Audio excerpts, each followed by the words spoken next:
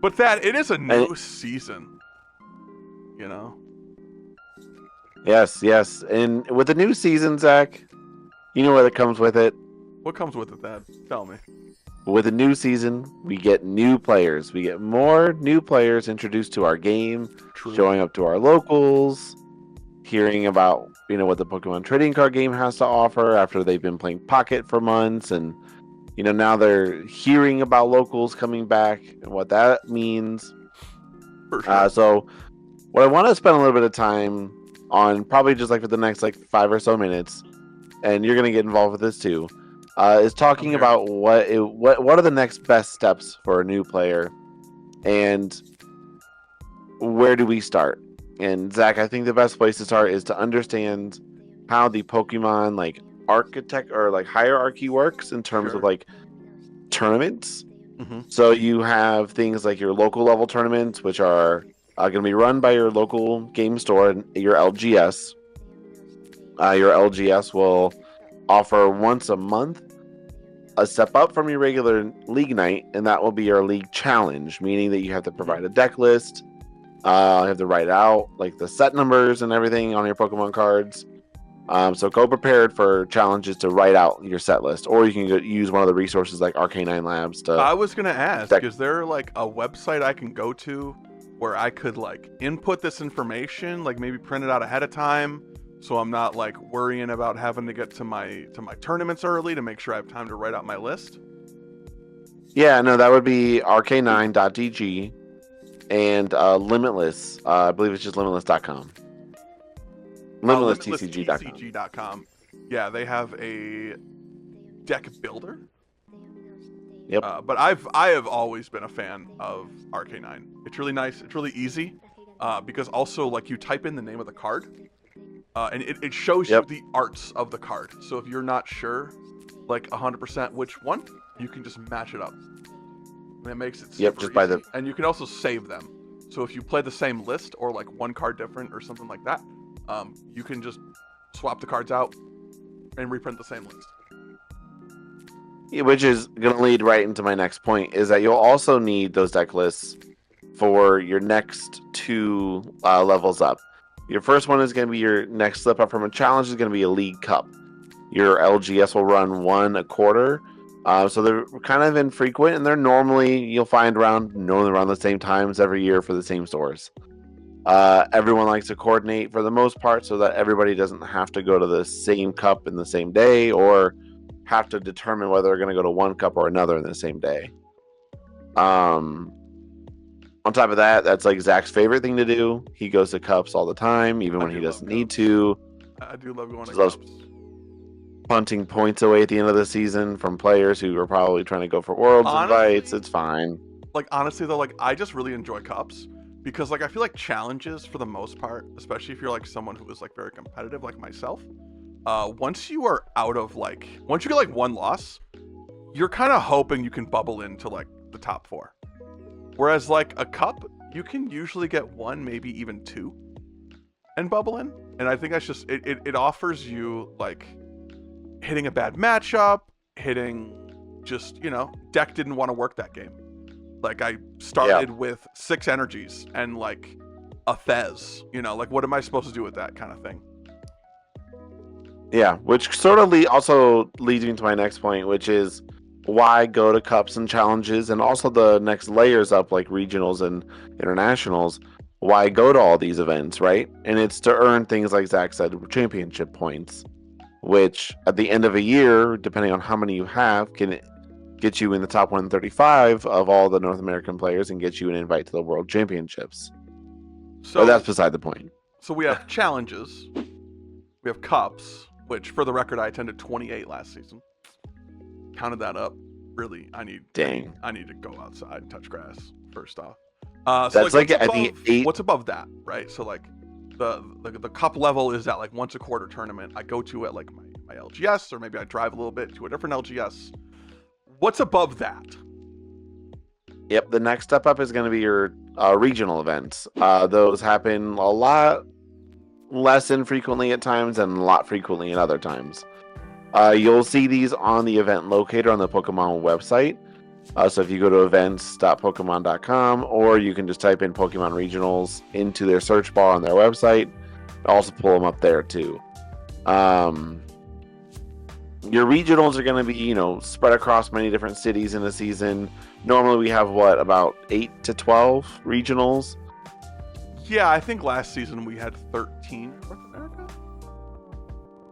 Yeah, somewhere around there.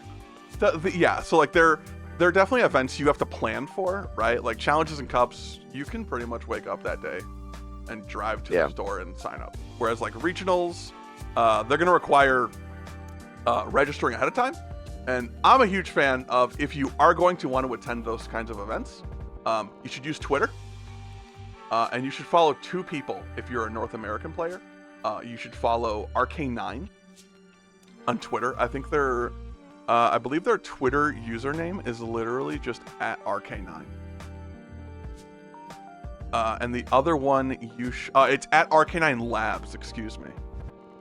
And the other one is Gaming Gen. They're the tournament organizer Pokemon uses for all the North American regionals.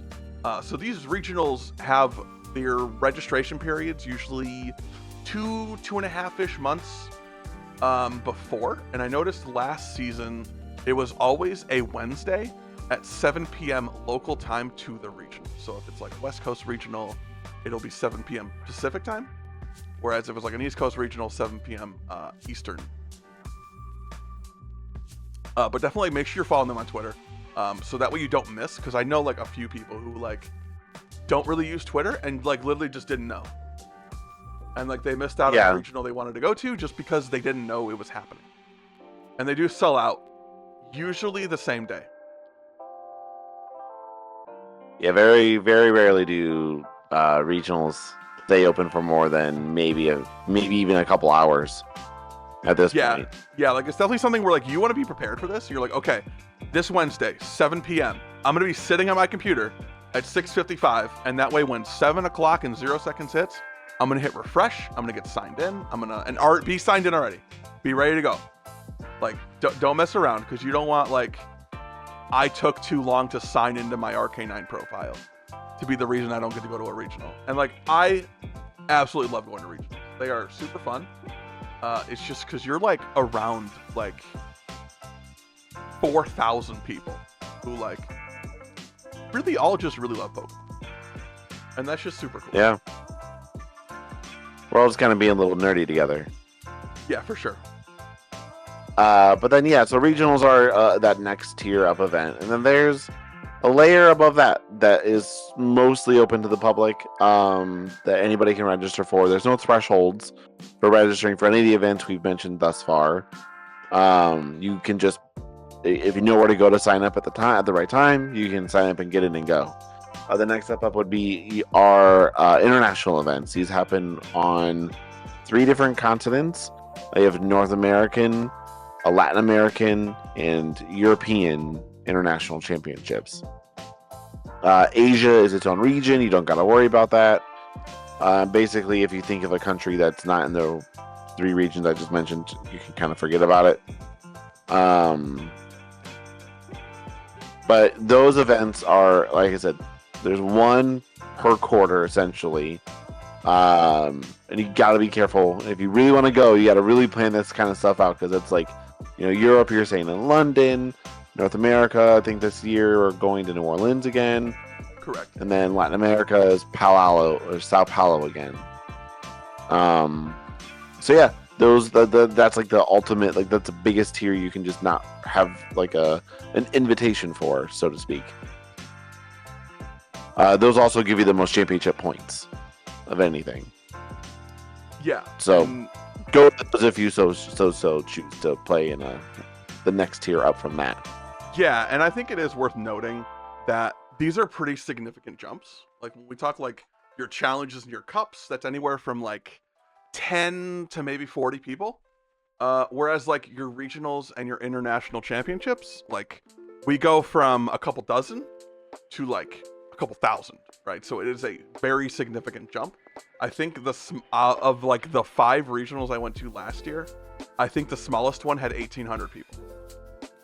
And the biggest one I think had 2,300. Yeah. Well, no, San Antonio. How much did No, Atlanta had more than that, didn't it? I don't know. I'm just ballparking. Yeah. Either way, but just expect like around like at this point the 2,500 mark for sure. Yeah. But either way, internationals are another level above that. So think about like the easily 4,000 numbers, especially for North America and Europe. Atlanta had 2,600. Sorry. Yeah. So yeah, like a lot of people go to these events. So like you should be prepared to be around a lot of people. And it's highly competitive, right? This is... Yeah, these are not the casual events. This is a very serious, very competitive atmosphere. Yeah, and so with that being said, make sure that you're showing up properly for these kind of things, right? It's going to lead us sort of into the next segment here. Now that we know how the hierarchy works of, well, what tournaments are going where. I guess the last thing to mention is Worlds, right? Which is invitation only. It happens once a year. You have to hit a certain amount of threshold at like the top 135 players in almost any region. Mm-hmm. That's like the premium event, right? And that's invitation only. Yeah, that is that's the end goal for like the highest echelon of player. It's to be at the World Championships. And honestly, I mean, it's a thing that's very difficult to attain for a reason, right? Like I think in 2025 globally, there were people who just got any kind of championship points. I'm pretty sure there were well over 50,000 people. Yeah. And the total invites to this year's Worlds is probably around 600. So like incredibly competitive event. Like everyone who's there is very just absurdly good at the game of Pokemon and has put a lot of time in. Yeah. So like that's not something you can kind of like just casually stroll into. Yeah. So those are sort of like the levels, and now we need to talk about what to do, kind of like what tournament etiquette looks like when you show up at a tournament, whether it's a local or a regional, international. What's important, what's important to bring with you, stuff like that. Mm-hmm. And Zach, I'll sort of let you kick this one off here. Like, if you are showing up and it's your first time going to your locals league challenge, right? You've been to the league before. You kind of have an idea what's going on. Walk me through like a challenge or even a cup. Sure. Yeah. So for me, the prep starts the day either earlier in the day if it's like a challenge, because it's usually like at night. Whereas cups start usually in the 10, 11 o'clock in the morning kind of thing. So either if it's a challenge earlier that day, if it's a cup, it starts for me the night before. I'm a firm believer in preparation equals perfection. So the night before, my list is printed. It's in my bag. My deck box is in my bag. I have extra sleeves. Huge thing to always have some extra sleeves in case you split one, because if you don't have extra sleeves, you could get a game loss, and you don't want to lose a game because like you split a sleeve and you forgot to put a couple extras.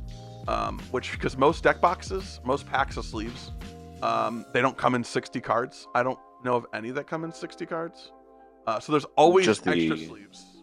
I guess the ETB ones have like 65, but just always have extra sleeves, right? Like always have it.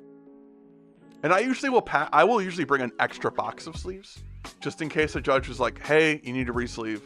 Like, cool, got them already. And then if you don't use them, they weigh like 3 ounces. You're chilling. Yeah. So I'm ready to roll. That way that morning I just got to shower.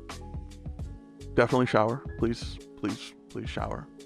That's probably the most important thing, is to bathe. I'm not kidding. I don't know why I have to tell people this, but I'm telling people this. Please bathe.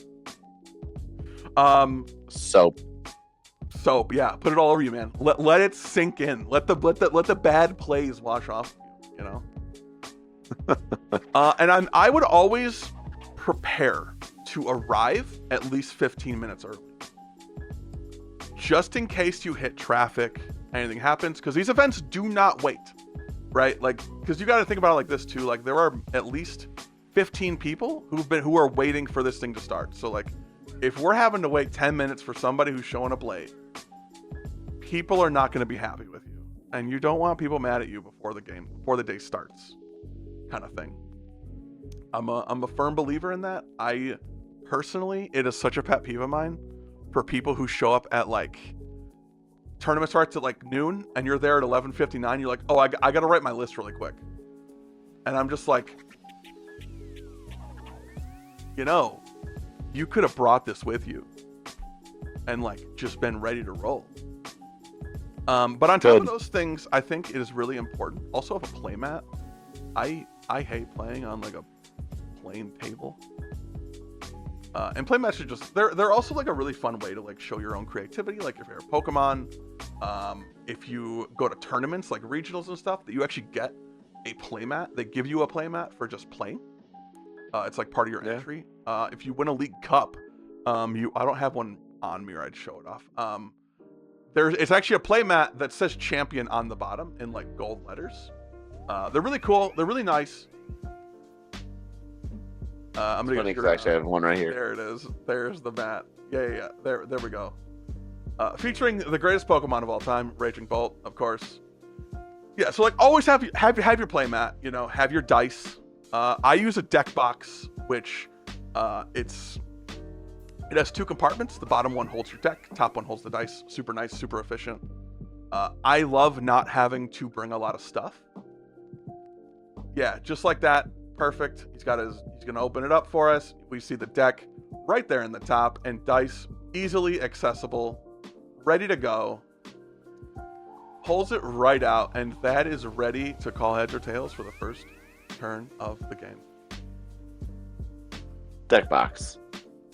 Very important. Also, when I go to tournaments, I don't bring extra stuff. I literally bring, there are 3 things in my bag.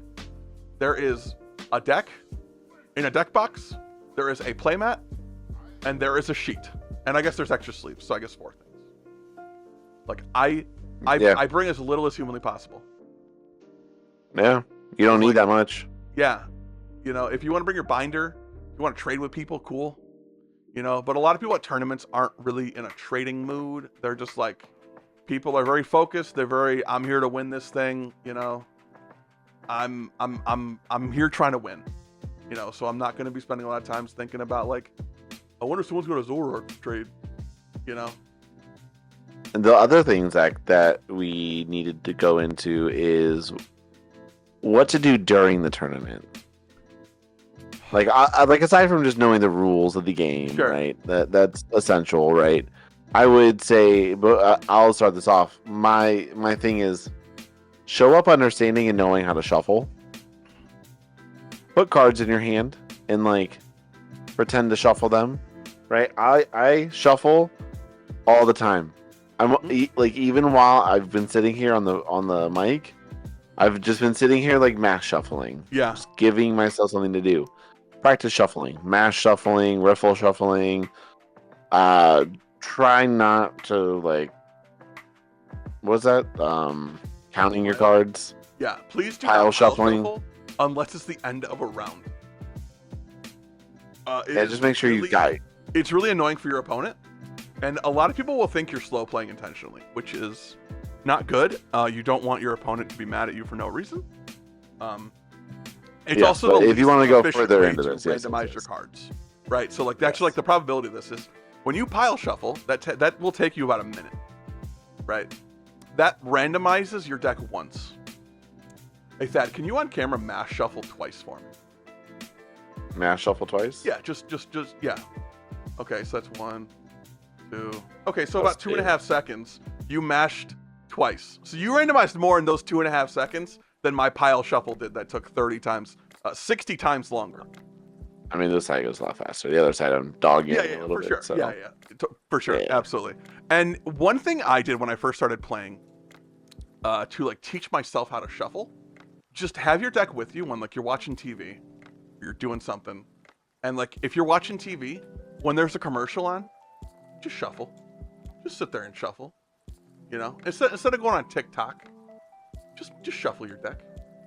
And you do that for 10 minutes, it's gonna become second nature. Even if you have to like use like old sleeves and just leave up like energy cards. Sure. If you don't want to like bend or crease or whatever your good deck Sure. or whatever, do it. Yeah, you could do energy cards. You could do code cards that come in the packs. Yeah, just the habit of shuffling is something. Once you get it, you will never forget it. Like I remember, I took a break from Pokemon for like 4.5 years, and I didn't shuffle a deck of cards in 5 years, and I came back and it was like riding a bike. I was immediately able like to pick it up right where I left off. Yeah. So Thad, let me ask you this, because you're someone who's run probably more tournaments than me. How should I act during a game? During a game, just make sure you're staying level-headed, right? Focus on the game, not on your opponent, right? You're not fist fighting someone, right? You're playing a card game across from someone, so it's not personal, right? It's not about hurting each other.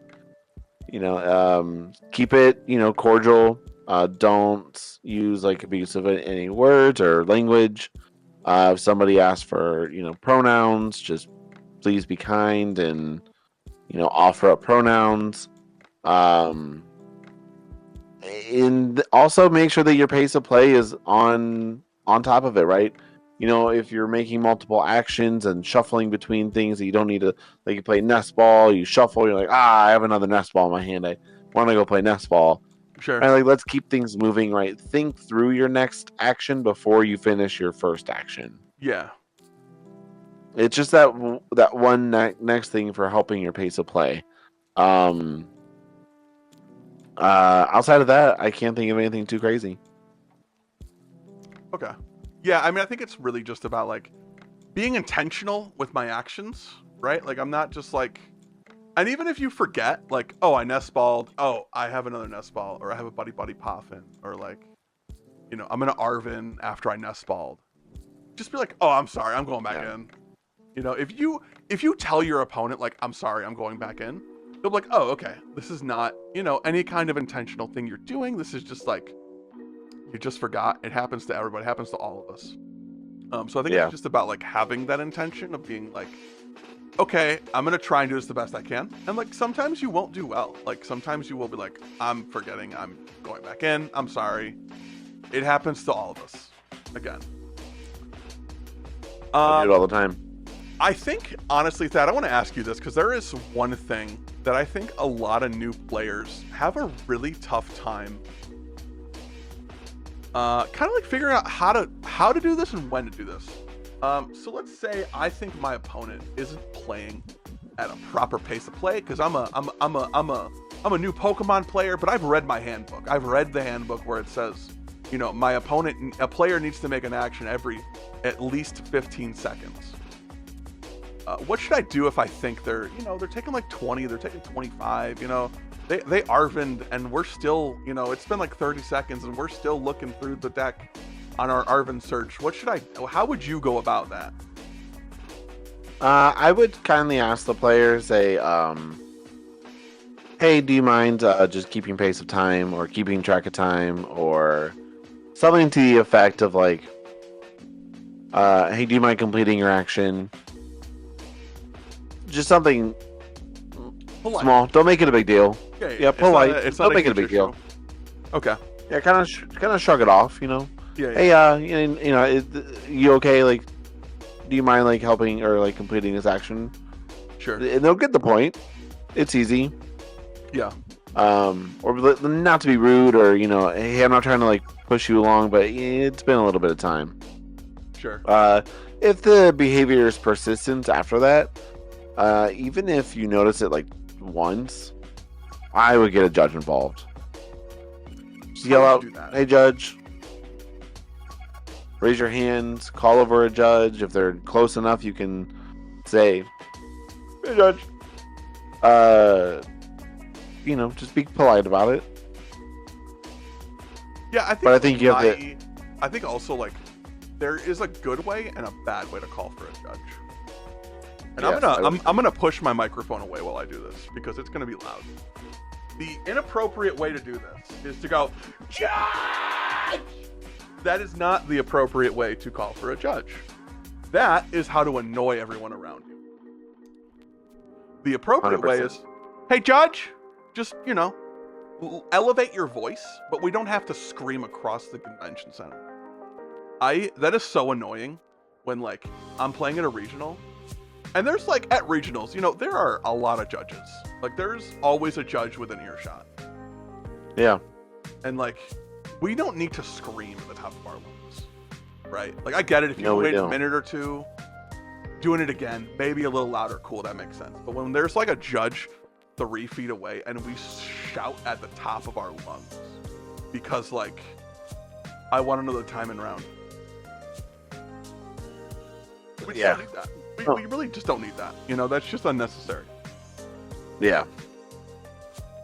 But Zach, I think we've covered basically everything we need, right, for getting a new player started. There is one last thing I wanted to go over. So every round, at 99% of tournaments you go to, you will be given what is called a match slip. That slip will have both players' names on one side. So what you will do at the end of your game, assuming a player won, you will circle winning player's name. So if me and Thad were playing and Thad had won, we would circle Thad's name. And then there's a little, on the end of the slip, there's a little thing that says initial here. Just scribble your initials on there.